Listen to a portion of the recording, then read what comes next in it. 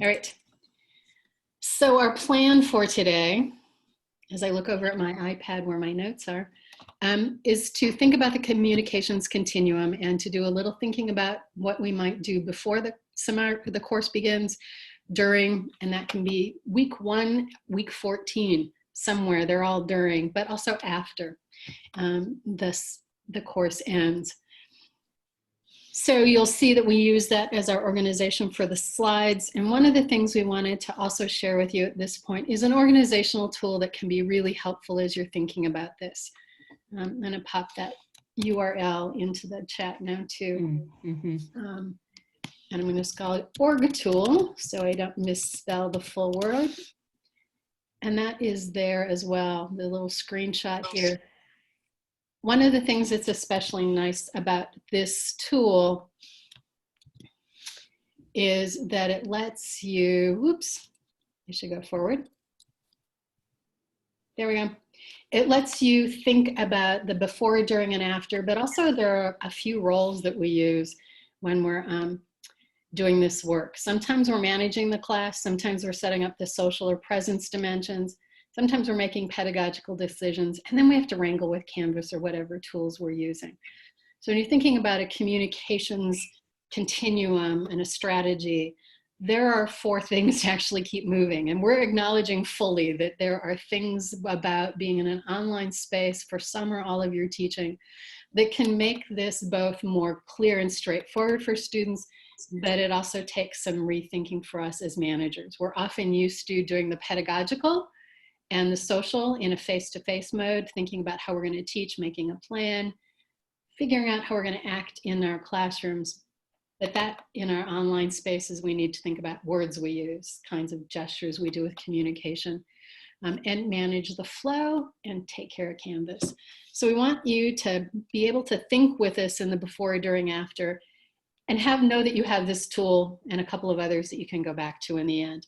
Don't have to open it now. It's a great one to have in mind, and know that we're going to take time and attention to work through some of those key ideas with you. And just to add real quick to this too, this is a good tool that you can see it's set up as kind of a checklist, but it can be a good check as you're kind of getting close to wrapping up your planning for a course to say, have I tackled these different dimensions of communication in some way, if not exactly as it's laid out in this tool, but it's kind of a good like reminder check. Yep. And we come back to this in the after part of the segment today with those things in mind. All right. And it seems like we've already given you fair warning about using the seminar worksheet, which is something where you can take your own notes, and we'll ask you to do some reflections along the way, whatever works for you. But one of the things we also want to model are some things to think about in terms of communication. And Claire and I even had this conversation today, should we prompt them to take notes? Will they know to take notes? And I'm like, I wouldn't know to take notes. I, might think I don't need to. But that's part of communication. If you're doing a webinar, if you're doing a synchronous session, do you want your students to take notes? Is there a worksheet? And some people think of this as that semi-structured outline that you might be used to doing with PowerPoint slides. So again, thinking about those things as part of communication and establishing some norms, even in the face-to-face class. So when you get to the after Thanksgiving, or if you're doing it fully online, you're building that knowledge. You're making things transparent. Yeah. So Claire. Yeah, so we're going to give you just a little bit of time, maybe 30 seconds or so, to take a second and kind of scan through the worksheet. Just take a quick look at the questions. We're going to prompt you at different moments throughout the workshop today to reflect about them kind of as we go through. So just take a second, look through the document, look through the questions, just to kind of get them planted in your head for when we're actually going to ask you to do some reflection in a minute. And make some space for yourself to write those notes. Let's just give you a little bit of time.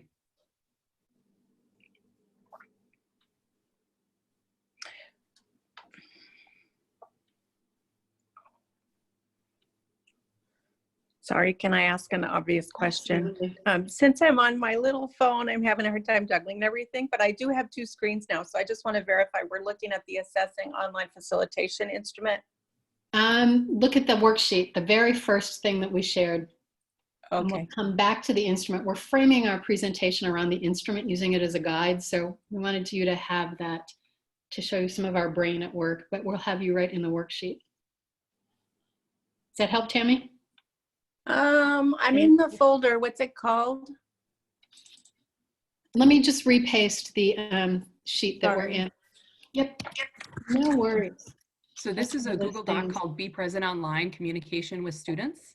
Yeah, So that's the worksheet that we're going to have folks coming back to. Okay. But it's a good question in kind of modeling, how do you set up the technology for a session? How do you set up the technology for a course? And thinking about making it really clear to students kind of what the next step is. I do have a little checklist for how I run my sessions when I'm teaching a class that I try to walk through with students the first time.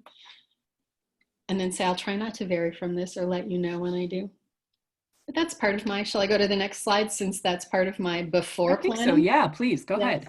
So you want to say something about the images while we're? Sure. Yeah, so you'll hear us talk a little bit about communication and how it's important to kind of interject a little bit of humanity and humanizing into your courses. And so, you know, we've included some imagery to just kind of highlight some key points as we go throughout here. Keith Haring, who some of you may know, maybe quite well, is an artist who's well known for imagery associated with LGBTQ social movements. And given that it is June and Pride Month, seemed like an appropriate set of images to include. So we've included some information, links to more information about those if you're curious. So one way of modeling humanity. And who we are.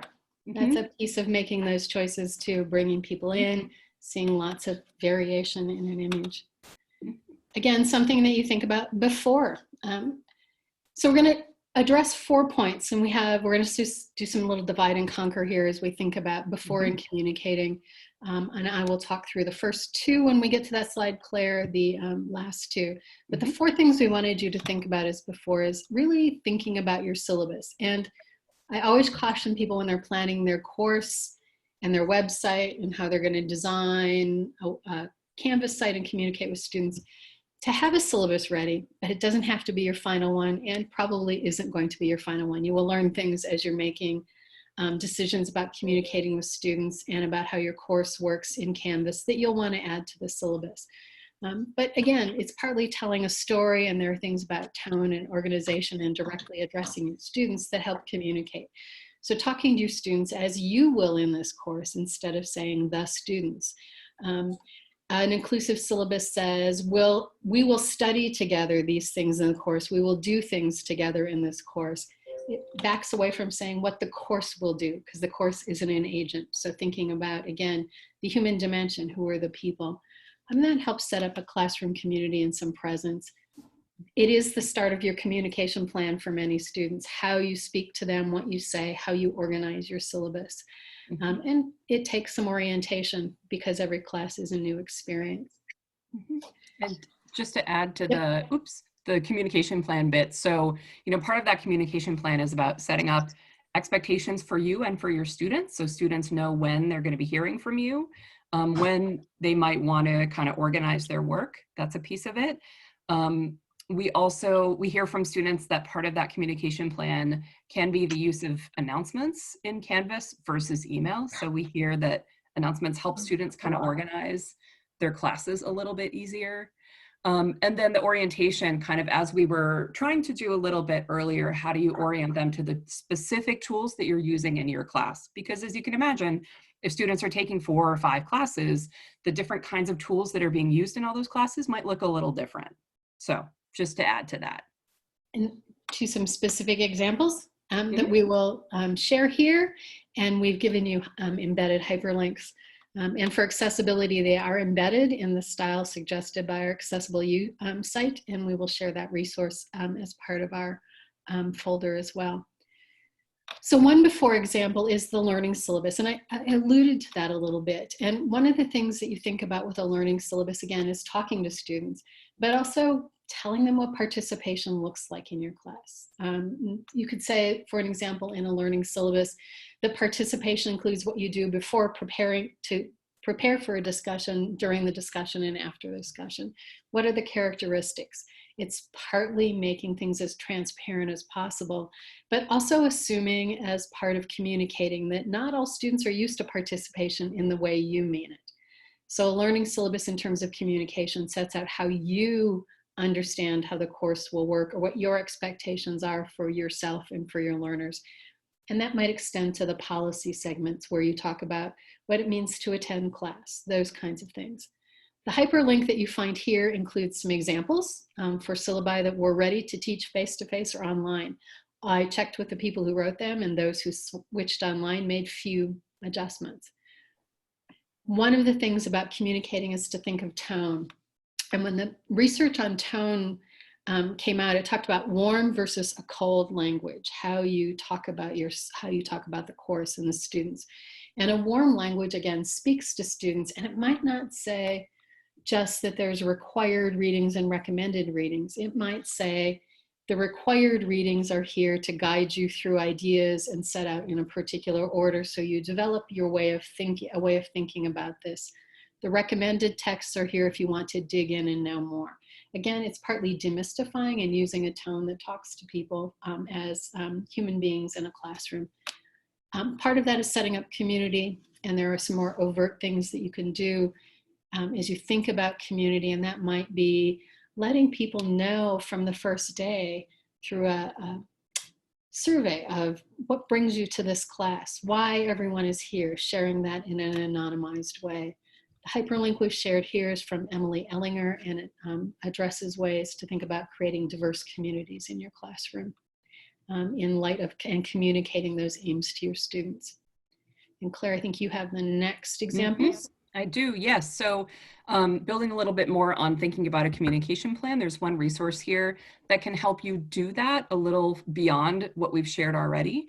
So one of the things about teaching an online course that's a little different from face-to-face is sometimes we think about, oh, we'll communicate this information, talk about upcoming assignments, exams, activities in the space of a face-to-face class. And of course, in an online class, takes a little bit more work to kind of set those things up, both from the beginning of the class and, as we'll talk about in a bit, throughout. So giving students a few different ways to get the same kinds of information, which is a good practice for face-to-face classes too, just as a side note. So this is one resource that can help you think about that. And then in terms of orienting your students to your class, thinking about not just in terms of the technology that you'll use, but one effective practice that's been shared in teaching online has to do with creating some orientation videos. So a short little quick orientation at the start of your course to, again, walk your students through how have you set up your Canvas site and any other tools that you're using. And then sometimes folks will also do an orientation to the specific module or week that you'll be talking about to give students an overview for kind of what the frameworks are for that particular module or week, and then how what they're being asked to do connects with that. So you can think about orientation in a couple of ways in terms of orienting them to the frameworks or the content of your course, but also the technologies of your course. And again, put yourself in the mindset of a student who's juggling multiple courses that have different kinds of expectations. Think about what students really need to be able to understand in order to be successful in your class. One thing in both of these sets of examples that we're sharing is what's called in communication the rule of three. And one way to think of the rule of three is when you're orienting your students to an assignment. You might have the video that you're sharing with them, maybe as part of an email that you're saying, here's the full assignment, here's where you'll find it, here is I'll walk you through, I'll show it to you as well as talk about it. It will be what you want from the assignment is clarified in the assignment, and it's also on your module or homepage. So there are three places where students can know that they will go to: an email that introduces it or an announcement, the course site to the page or the module, and the assignment itself. So that when they dip in, they're not seeing three different things, but they're seeing the same thing linked to, and that they can access in three ways. People have different ways of navigating their way through a course, and having that information, thinking through the rule of three, can be really a helpful thing for you in anticipating student needs. Can I add one thing real quick? I'm doing a little bit of mind reading of this group. Maybe I'm totally wrong with this mind reading, so you all can tell me if I'm wrong about this, but I suspect that there may be some folks thinking, wait, like I should be able to just tell students once in an email and expect that they'll know exactly what they're doing. And again, I think for me, I find it always, I know I'm repeating myself here, so maybe this is helpful, to remind myself of what students might be juggling. And of course, knowing my students is a way to kind of get there and have a sense of what that looks like. But the research says, again, showing information in multiple places can help students really be set up for success. So again, if you are the person who's thinking, I just want to be able to say it once and be done, that's not actually what the research says is helpful for students. So I just want to highlight that a little bit if that is a concern that folks are having. I know I've heard that and had that thought myself sometimes. So in face-to-face classes, I said this in class, why haven't students gotten this? But knowing that having multiple ways and consistent ways that students are getting information about the class can help them be successful. And that's ultimately, at the end of the day, what we're all here for, right? So yes, just wanted to pull that out a little bit if you're having some resistance to this. And one anecdotal I'll add to it is Claire and I did a class together this semester. And one of the things, and I was reading student responses, is we always did the email. And that was the thing they would go to when they were on the bus or somebody else's computer to check what they had to do. They didn't go to Canvas. So just thinking through where they're accessing things. And Tammy, you're saying you're sharing your computer. So sometimes people will do a quick email check, but not completely go to their Canvas site just to be reminded of what to do. So again, the rule of 3 can help with those technology modes that we're having to work through. And just adding over here from the chat, Leoma is saying, as long as that information is consistent. Yes, doesn't matter how many places to go, as long as it's consistent. So that is definitely part of your communication planning to make sure that that information is consistent. As your course is shifting from semester to semester, if you teach it multiple times, that's something to keep track of and is easy to lose track of. So yes, agreed. That's where that organizing tool can be helpful, because you can think of, okay, I'm going to name it this, and I'm going to use that same name for the assignment in every place, so that there's that consistency. That's part of the communication plan. And that's partly because of technology. It tells us we can put things in so many places, and we do, but we don't always use the same naming. Students really need that. And that's part of a nonverbal, which is one of the things we want to call attention to at this point before we have you do some writing and reflecting. There's some really great research that's coming out about the nonverbal components of communication, especially in an online space. And we think there are all kinds of nonverbal things we do in class, the gestures on our faces, or we do in Zoom space. My hands always move. But there are also things that you can do in a parallel way that are, I might still call them nonverbals, even though you're using words. So what's your writing tone and word choices? To think about that as a way of communicating. I, for example, use British spelling because I have a lot of international students who learned how to spell in English using and more internationalize the S instead of the Z. And I will say the word Z in class. And that disorients some of my students, but it also gives us a point about which to talk. And it's part of my nonverbal communication, that there are multiple styles of English that work in the world. Using 2D, two-dimensional and visual cues becomes really important. So we're going to show you some examples along the way of how you can do things with visual scan. Part of this is using accessibility, having headings within an email, within a Canvas site, within a text that you're sharing. That aids accessibility, but it also adds some visual scan and says, here's the order I want you to take this in. Look at my page and take in the whole message. The timing of the messages are really important parts of nonverbal. To send out, I would send out a Friday message for my class that met the next Friday.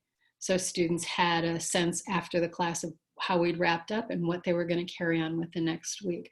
That timing was really important because some people worked on the weekend and some people on Thursday.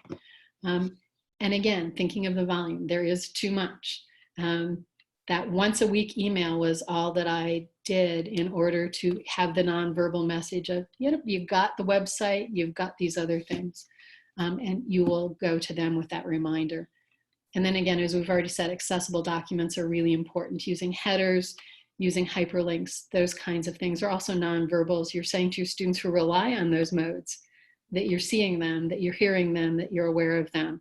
And it also aids other students when you're doing that for being able to quickly link to something that you want them to think about. So students say something like 95% of learners and 87% of students agree that these things really matter to their learning online. So something to keep in mind that the research says these things are valuable to learners. So there is one question in the chat that I want to come back to. So Ming-Ching asks, isn't it good for students to learn about professional communication? The clients or supervisors may not provide you information multiple times. So one thought I have, and others can jump in here too, I think, but if that is an aim that you have for your students, help them understand how to do that. So I think, we might assume that students are coming into our classroom understanding, well, I know that this is what professional communication looks like, but they may not. So that's partly a recognition of the students that you have in the room. So a question for us all to ask as instructors is, how are you going to help them understand what that means? So, beyond the kind of rule of threes that Eileen is talking about, how do you help them do that? So how are you setting up a structure such that they're able to quickly get information or find the information they need and understand what professional communication looks like? Can you share samples of, requests from clients that you've seen, for example? Can you share information about what that looks like and have them do the work of picking out the key information? So if that's an aim for you, for your class, then yeah, absolutely. But set them up for success with that so that they know how to do that. I think this is true for other skills we might assume students have. Like we were saying before, note-taking is one of those. How do you read?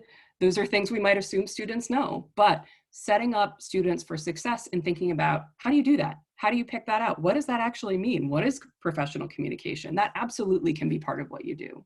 And moving online often highlights those things that are tacit expectations or assumptions.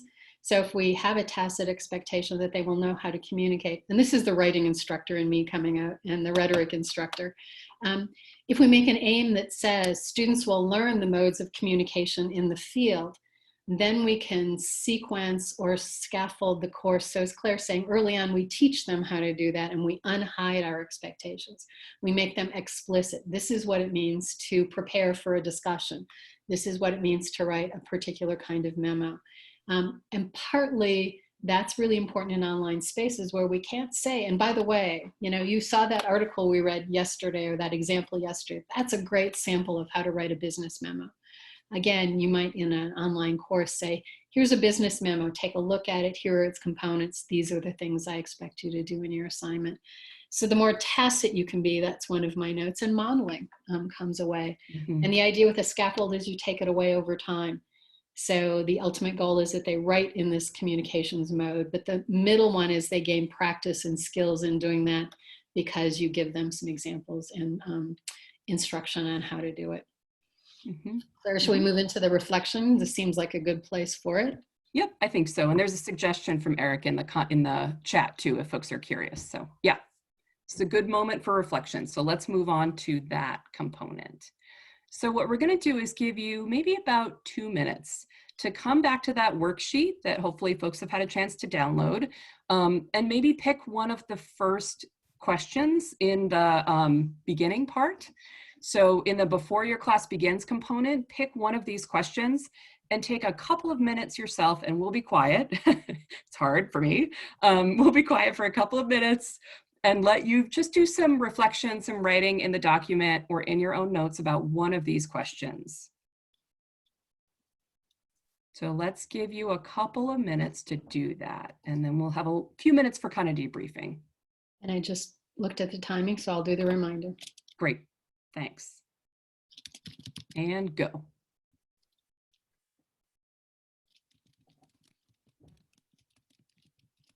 Oops.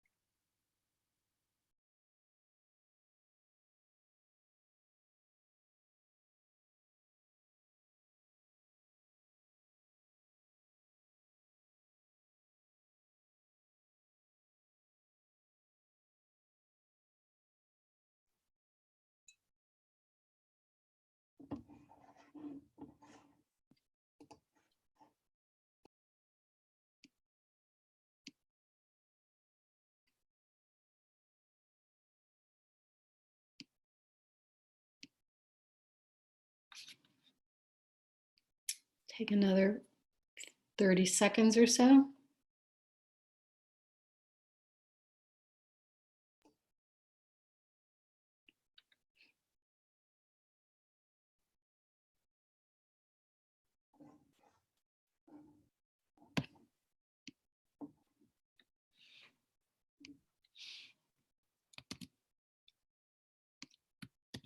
All right.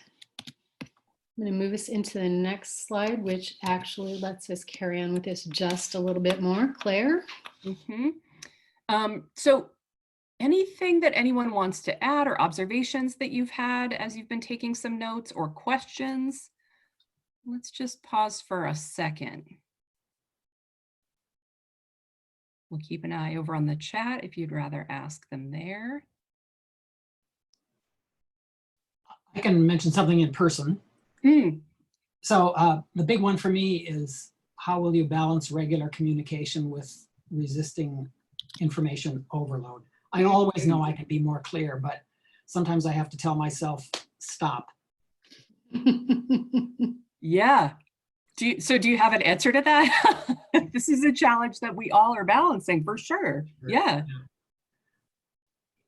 Yeah, I guess, the only thing I'm thinking of now is frequent monitoring of just that question. So maybe at the end of a week or something, I can ask students to agree or disagree with statements like, we had too much detail in instructions this week, or we didn't have enough detail, or the detail was about right, or something like that. Monitoring, I guess. Yeah, that's a great suggestion. I'm curious if others have, ways that they're thinking about managing that, because that could look different depending on the kinds of courses we're teaching too, right? Yeah. So monitoring early on in the class to find out if the balance is okay. This could be in a synchronous session with a just quick little, like, you could use the some of the tools that you have built into Zoom, whether it's reactions or something else. You could do a quick little poll. If you're not doing synchronous, something asynchronous, little Google form, something like that could be used for a check-in. How are other folks? Eileen, you look like you're about to say something. Go ahead. Eric's statement, it reminded me of a colleague who his advice, this was when I was teaching rhetoric, was we had specific units, and he would say midway during the first unit, ask those very questions. And he was specific about the midway point as giving students a chance to get used to what you thought was going to be your normal, right? So you didn't ask them to adjust too soon because they weren't used to it yet. But, to think of each unit as having a pattern. So midway, say, so how is this working out for you exactly as you're saying? Do we need a little less, a little more? And another colleague uses that FAQ sort of discussion forum as a way to have students know that they can ask questions, or another colleague uses a Google form where students can ask questions, and always shares that with them so they gain a sense of where students are confused or have too much or too little. So this idea of gaining information, I think, is really good, but to not do it too soon because they're not used to the rhythm yet. And you want to ask the question to adjust it, not to whole scale overhaul it. And I think if you ask too soon, you might be tempted to overhaul it, and then you'd be back at like asking again. So yeah, that's the only thing I think I'd add. Yeah, comment from Clara over here in the chat too, which is great. Yeah, also important to think about where the details live. If I have an announcement with a reminder for all the work due this week, include a summary of what each assignment is, and then link to the assignment itself where the bulk of the details live.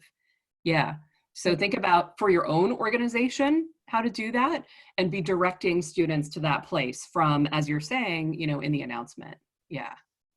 Yeah, so not having a, super long, lots and lots of text in an announcement.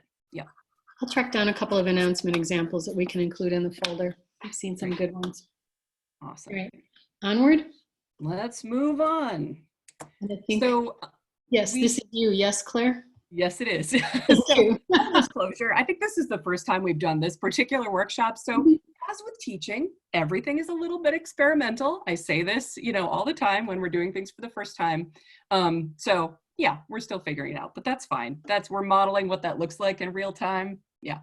So, so in thinking about, as we've been talking about, you can kind of think about your course in a few different components. You can think about the course overall.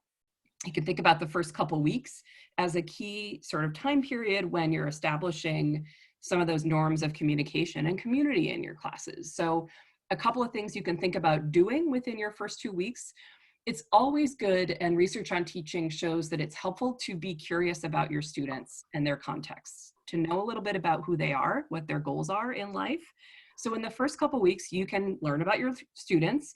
I suspect some folks in this space have done this already, maybe using a survey or a form of some kind to get some information about why students are taking your class, what their goals are, some norms around names and pronouns, and also their tech limitations, which we'll talk more about in a second. And then to be checking in with your students early on. So if you notice that there are students who have not logged into Canvas or who haven't checked out your early assignments, which I'll talk about in a second, to do some active reaching out to those students. So the research about teaching online and learning online shows that there can be high rates of attrition, but those rates of attrition reduce if you reach out early to those students and you reach out to them if they're getting checked out. So be doing that in the first couple weeks and then throughout the semester as needed. One other thing to think about in the first couple weeks is, again, to kind of convey that the communication norms that you want to set up and to give students a sense of where they are in your course is to give them some low stakes graded learning activities or assignments so students can practice with the tools that you're using, even if it's just Canvas and just Zoom, to get some feedback about how they're doing, if they're checked into your course, if they're engaging with materials. One piece that I'll add here, I think that sometimes grades get a little bit of a bad rap. I have said this in other workshops, but I think it's really true. You can think of grades a little bit as a communication tool, that they're a way to communicate to your students about what you see as important as the instructor. And so giving some low stakes, just a couple of points or low stakes graded assignments early on helps to convey to students, look, these are the priorities that you have for the class. This is how you're setting up your course so that they align with your aims. So think about grades as communication. Hopefully that makes sense. So let's maybe move on to the next. And we'll say more about grades when we get to that slide. Yes, for sure. Oh, yeah. There.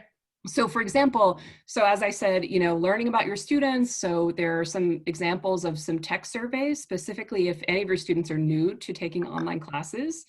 And also just for your information, you can get some information about whether students have reliable access to Wi-Fi at home, whether they might have any barriers that might make it difficult for them to participate in synchronous sessions or asynchronous sessions. So one thing you could think about as you're learning about your students is to find out whether they have any tech barriers or any other barriers. Are they working 20 hours a week? Are they working 40 hours a week? What are the kinds of things that might make it difficult for them to engage in your class? And then you can think about, what do you do with that information? Do you tweak your planning at all? Are there things you do differently?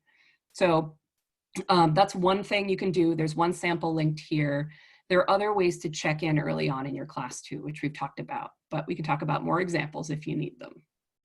And this is a good time to point out, our notes often include in the slides more links. So we have one tech survey link here, but there are 2 more in the notes. Yep, so please feel free to use those.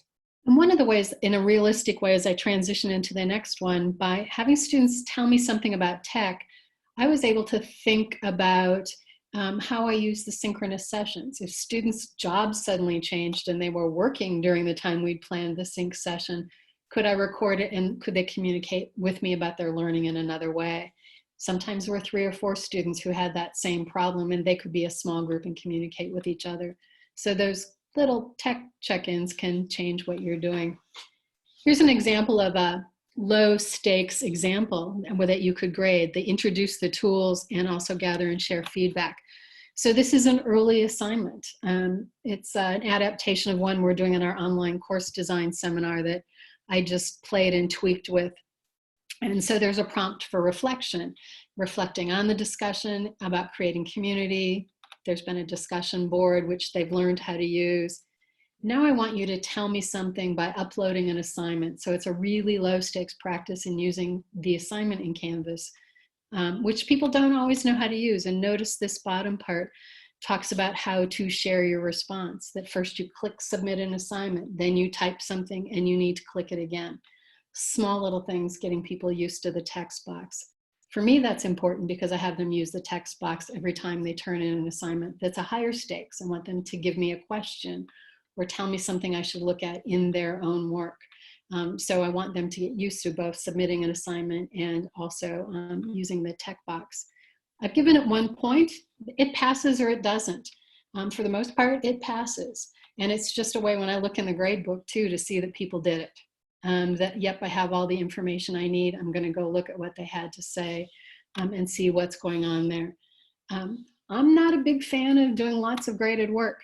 It's a lot of work for us, and it also can communicate to students that grading matters. But again, this is a piece of saying the general purpose and task. With these notes, I want you to do these things. There's a purpose here. There's a task. This isn't just busy work. It's going to help you with the next thing. So then I feel more comfortable about grading, and it's the, 1 point, the single rubric, you did it or you didn't do it. And then it's a nice way to say, yep, you're making progress, you're learning something about how to use the technology, and you're sharing information with me, both of which I value as a teacher. And just before we move on to the next slide, to add to that, one other practical matter is if you're doing these kinds of things early on in your class, it actually can save you time in the long run because you are troubleshooting any issues that come up within the first couple weeks of the class, rather than, when a big assignment is due, rather than getting the same, as I've had in the past, the same tech questions over and over. To find out early on, okay, this is what's working and students are able to navigate and get to where they need to be, it can actually save you some headaches later on in the class. So even if it seems like a lot of work on the front end. That nice loop of being able to say back to students, here's how it worked well for you. Here's one thing that was a glitch. I'll make sure that we know that next time. And they, you're communicating back how things are working, which increases their knowledge, their explicit knowledge about how Canvas and the course work. Mm-hmm. Next one. Yep. So thinking beyond those first couple of weeks in the semester, you can think about kind of throughout the course of the semester and ways that you're going to communicate with students at what we might think of as significant moments. So we could think here about moments that require some transition, moments around big assignments, exams, moments that are stressful, given things that are happening locally and globally as things might be shifting, online. So thinking about what's going on and how do you maintain that communication at those significant moments and throughout the course overall. So we've talked about some of these already. We're not going to spend a ton of time here. I'm just going to give you one quick example in a second, but just to kind of plant the seed in your brain that when you're thinking about communication, it's not just one directional. It's not just, from instructors to students, but how are you setting up communication among students too? And then how are you getting that feedback from students, which we've been talking about a bit already, but just to make it clear that that's part of the planning too. So one thing I'll say about this slide before we move on to the example, there's a link that's embedded in the slide that gives you some really specific examples, really specific ways to think about what instructor-student communication, student-student communication, and student-instructor communication looks like. So if you want some more ideas, I think that's another resource that you can look at for what that might actually look like. And so just to, sorry, were you going to say something? No, I was moving out of chat and I moved my cursor into the next one, but we are there. See, look, it's like magic. So one example of communication during the semester, over the course of the semester. So folks may know about this, you may not, but there's a peer review function in Canvas. There are other ways to do peer review for sure, but you can set up different groups or you can set up peer review within Canvas. And here's a link to some more information about how to do that so that students are giving each other some feedback on what they're working on in your course. So that's just one example for ways to set up student-student communication. Lots of other examples we could think and talk about, but to kind of include that in your planning for your course. So as you're thinking about communication, it's not just you sending out announcements, it's ways that students are communicating with each other, has to do with that community that you're setting up, and ways that you're getting feedback and information from students too. Right, we're going to do one more during, and then we're going to ask you to, and hopefully you're taking notes along the way. We'll give you a reflection pause, one more example. And part of during is also to think about roadmaps or that orienting that we talked about early on. It's nice to do it before, but also there are key points where you might do a roadmap to help students move through the unit or an assignment. And in that way that you're providing a roadmap, you get to draw again on what you know about students. You might be thinking about an assignment that's coming up and you realize that you have students who can't access don't have good enough broadband to use multimedia to set up a simple voice thread assignment is their way of doing it. So you're going to think about how you can build in some alternatives as one thing, but also if you're going to use voice thread, you're thinking about how will you introduce them to it? What's the timeline for that? What's it look like to do this sort of thing? An assignment itself is a map to think about who the audience is, what the tasks are, what the purpose is. Those kinds of things are part of mapping and being more transparent about it. Some ways with mapping, say with an assignment, is to put up the assignment in its draft form and ask students the half an hour before you introduce it in class to make sure they go there before you introduce it in class, to add their own questions, to say back to you how they're understanding something. It's a great way to gather some material, some feedback from students, review it yourself in that half an hour and make some adjustments before you present the assignment or talk about it with them and talk about the changes you've made. So think of an assignment as a roadmap and think about how you spell things out. Even in that short little assignment I just showed you, it's more of a roadmap because it reminds people what the context is, what the task is, and how to do it. And in that, you've given them a way to think through an assignment that isn't just share a reflection here. So that's more roadmapped. To go with the examples that we've shared with you, the AQ, and I forget what that acronym means. I'm not good with acronyms, but they did some Association of Colleges and University Educators, I think.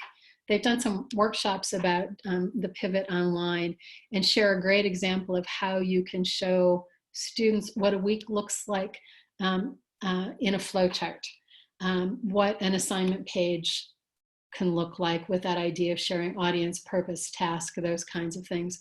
Or even just thinking about if this will do it. I'm going to have to ask you if the share is happening. Mm-hmm. Are you seeing a different image? Nope. Okay. So this is the way you can, do the road mapping in a Canvas sheet. Here are the aims. Here's what we're doing on these particular days.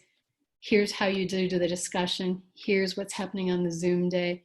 And here's what's happening the day afterwards. This happens to be the template for our online course design seminar. So you can do the road mapping in all kinds of ways and make sure that you think about calling students' attention to orienting during the seminar as well. All right, I'm going to go back to the slides here. Comment over in the chat that I think is worth pointing out. So Olaf says, as a doctorate student, I find it confusing to find the same info in different places in Canvas, but finding the same info outside of Canvas is enforcing knowledge.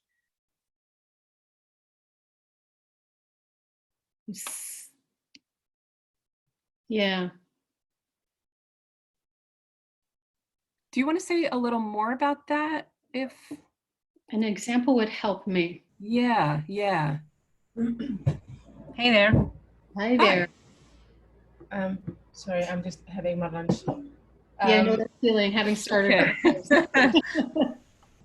Well, it's more like when in the beginning of the course, I'm trying to be like getting myself organized and kind of grasp the requirements needed for the class, the assignments, the Zoom discussions, and then when I go back to find those things, if it's, maybe I'm just black and white, but I like to just go and just have it organized. This tab is assignment, this tab is modules, but if it's spread over the Canvas side, it just creates chaos in my mind. So, and maybe it's an example.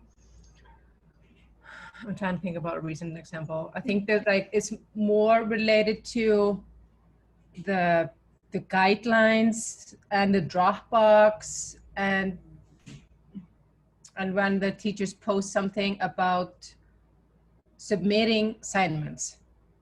I think that's what my students have been talking about, like, oh, where do I find the Dropbox for this?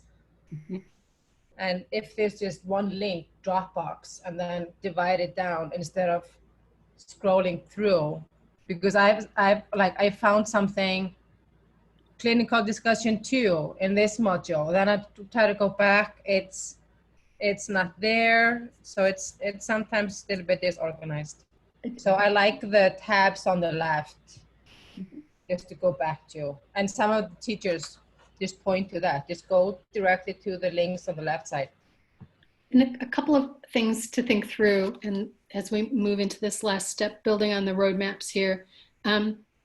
Some people use the syllabus page throughout the course to update, like here's how we will work during the semester. Here's the flow. Here's how each week is organized. So that will be on the syllabus page.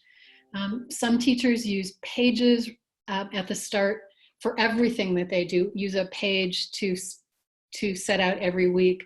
Some teachers use that who use the module view. The first one is a page in order to make those narrative things, and then make sure that the page has all of the links in one place that will take students to where they need to go in different locations.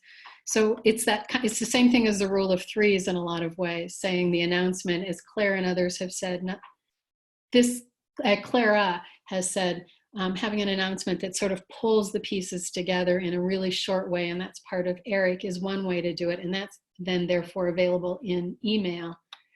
Having a page that orients students helps tell the story of a week. It's sort of like your syllabus for that week as a way to think about how that page works. And you can still use the module view, or you can work with pages, but that has been a really great organizing device to help students who need the anchors on a particular single place, and the students who want a consolidated place that they can go to just because they don't want to look all over this site.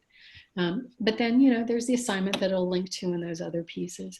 So there might be a couple of things to do in Canvas with announcements and pages that can help orient.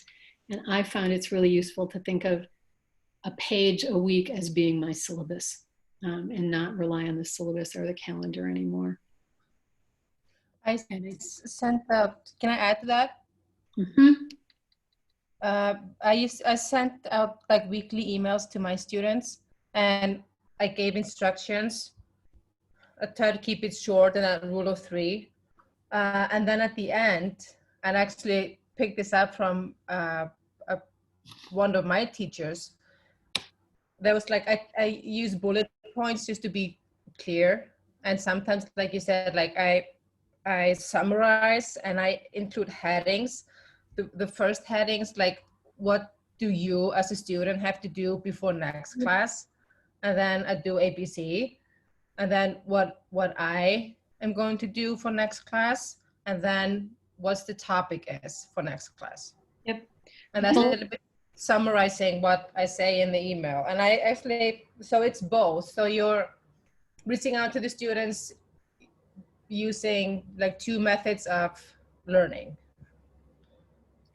And more than anything, you're providing that roadmap or signposting, and using bullet points and headers, the kinds of things that are good for accessibility and also for organizing, and organizing your thoughts and being consistent across the various places you use it.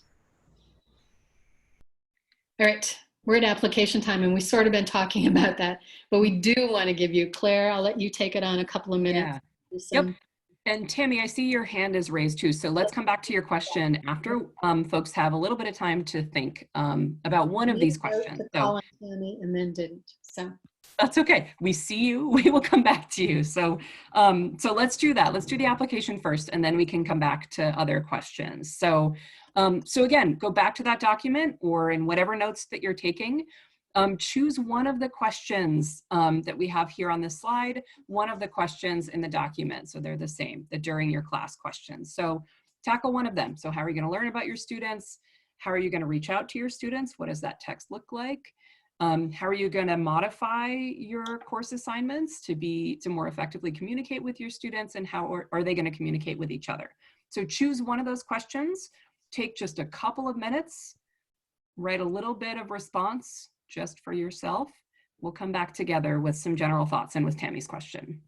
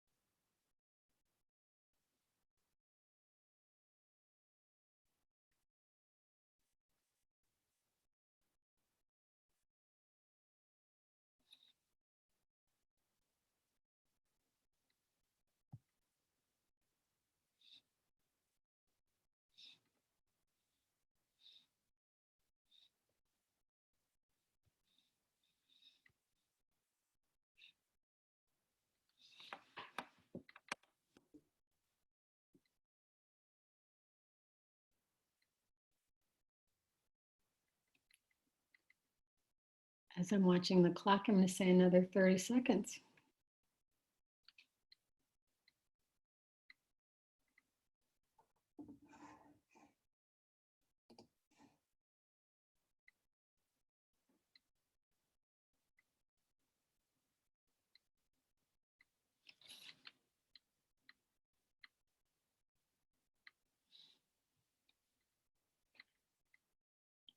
And to you, Claire.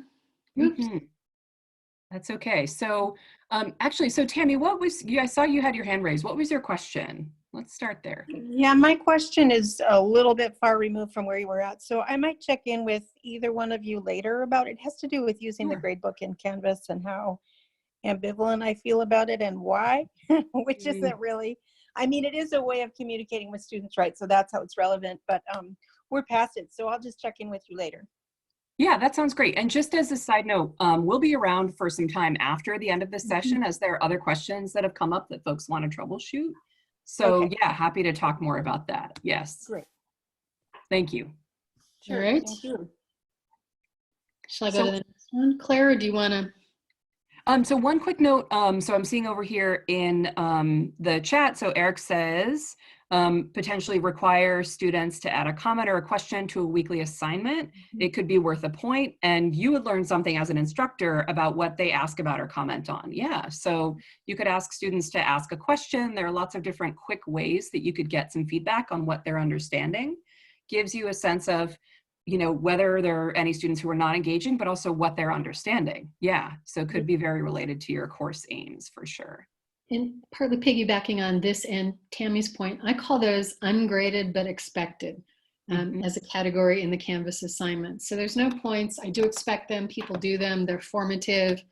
I always communicate back to students what I've learned, which increases their willingness to add those things, and it's anonymized, but it's a way to not do grading because somebody can't be there that day and I don't have to keep track of that messy stuff. But it says it's valuable. It's, you know, ungraded but expected, and helpful is, you know, part of that too. And I share it back with them, which they do seem to love. Okay, so let's move on to the last piece in the last few minutes that we have. And then we're around for questions if folks have them. And so after isn't showing up. Word after, the word isn't showing up. Yeah, that's super weird. Perhaps I've animated it away. There, I did. Oh. So here's, you know, Keith Haring again doing a dance. And there's always that happy dance of figuring out a new thing. But we want to say that this isn't after a course, but as after you've done that first pass at making a communication plan. You've done the design, some initial planning, but before finalizing that communication plan or the Canvas site or the course syllabus, to go back to a document like this next one that will help you think through, okay, this is what I've put in place. Have I ticked the things? Have I thought about the things that I've wanted? Oh, wait, I've used different names for the same thing in other places. It's a great time to reorganize yourself and to think about some particular questions that you might have, like, you know, take a calendar out and map what's due. I do this with every course that I do now that I'm in Canvas, and think about how the calendar works. So I'm not overbooked and neither are students, and I start making choices because I understand who's doing what. Is it me? Is it students? Are they talking to each other? What's due when?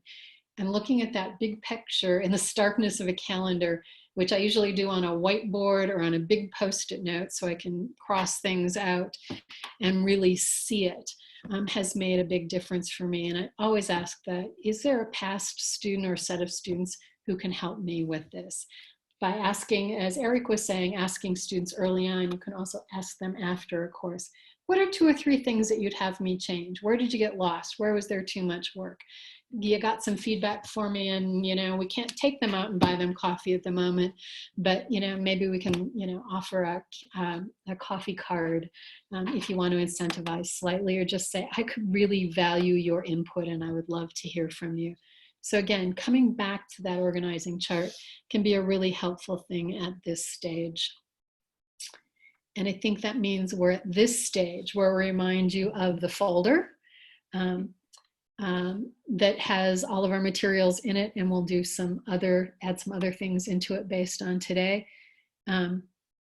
We have a video that does some nice work with thinking about how you communicate with your students in terms of like being intrusive, as the phrasing goes, which is taking time to say, is everything okay? You've been gone for a week. Or how are your parents doing? You were off taking care of them. And this particular link is queued to a place that will be useful in terms of communication. We do have a folder of learning syllabus examples and materials that I have linked to here. I will add some rule of 3 resources. That was there to remind me to do it. So we have some webinar materials there, including the slides and a few other things. We're at time officially. We are going to stay here, Claire and I, for 15 more minutes. And I'll leave this one up for a little bit while we do some talking and taking on your questions. We would love the feedback survey, your ideas, because as we said, this is our first time through with a brand new workshop, and we're going to do it, and some of our colleagues will be doing it too throughout the summer. And just like all teaching moments, formative feedback is a good thing.